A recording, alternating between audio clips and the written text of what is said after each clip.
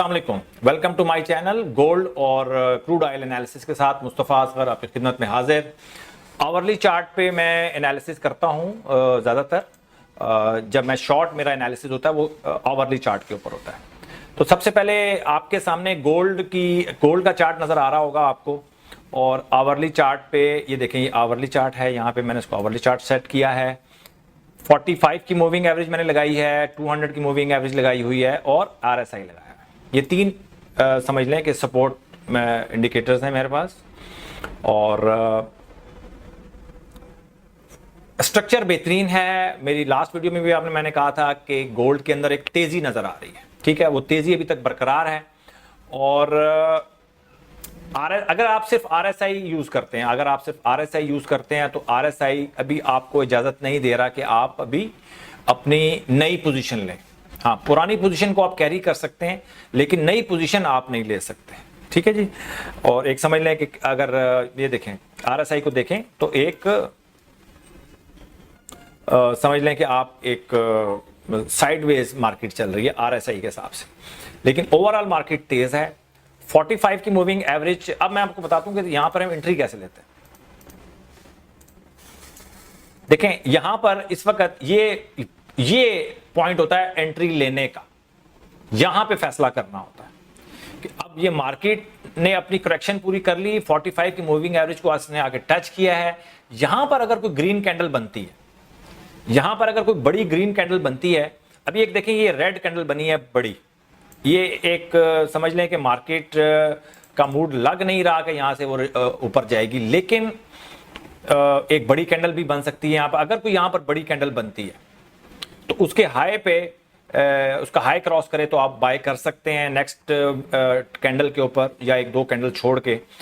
और ये ध्यान रखना है कि आरएसआई जो है ना वो 50 से ऊपर होना चाहिए जब आप एंट्री ले रहे हो। आरएसआई 50 से ऊपर होना चाहिए और कम से कम 50 से ऊपर हो।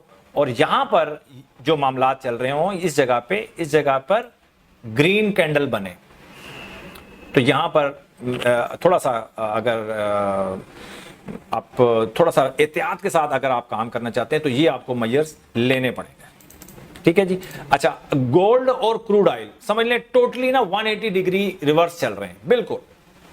अब जैसे गोल्ड तेजी में है, उसके बाद उसने करेक्शन पूरी की और 45 की मूविंग एवरेज को ऊपर से आके टच कर रहा है। अगर आप साथ ही अगर आप इसको देखेंगे, क्रूड ऑयल को देखेंगे, तो क्रूड ऑयल एक मंदी है, एक फॉलिंग उसका जो ट्रेंड है, डाउनवर्ड ट्रेंड है, और नीचे से ये ऊपर 45 को टच कर रहा है, ठीक है। लेकिन क्रूड ऑयल में आपने बाय में नहीं जाना, अभी किसी सूरत में भी बाय नहीं बनती। और जो लोग सिर्फ आरएसआई यूज करते हैं तो यहां पर देखेंगे 60 के ऊपर इसने यहां पे आपको एक रेजिस्टेंस नजर आ रही है आपको। उसके बाद वो नीचे आया। यहां से स्ट्रक्चर अभी बहुत टाइम लगेगा। क्रूड ऑयल अगर आप आवरली चार्ट यूज कर रहे हैं, क्रूड ऑयल को बाय करने में बहुत टाइम लगेगा, इसलिए कि हमारा स्ट्रक्चर आपको पता है कि 200 की मूविंग एवरेज नीचे होगी, 45 के ऊपर होगी, उसके ऊपर मार्केट चल रही होगी, और कम से कम 45 की मूविंग एवरेज राइजिंग होगी, तब आप एंट्री लेंगे। अपनी एंट्री कैसे लेंगे, इसकी मिसाल मैंने ये गोल्ड का जो चार्ट है इसके ऊपर आप देख लें कि बहुत खूबसूरत इस वक्त सिचुएशन पे आया हुआ है कि कहां पर हमें एंट्री बनती है। इस जगह पर एंट्री बनती है, इस जगह पे एंट्री बनेगी, जहां पर इसको टच करेगा इस जगह के ऊपर एंट्री बनती है, ठीक है।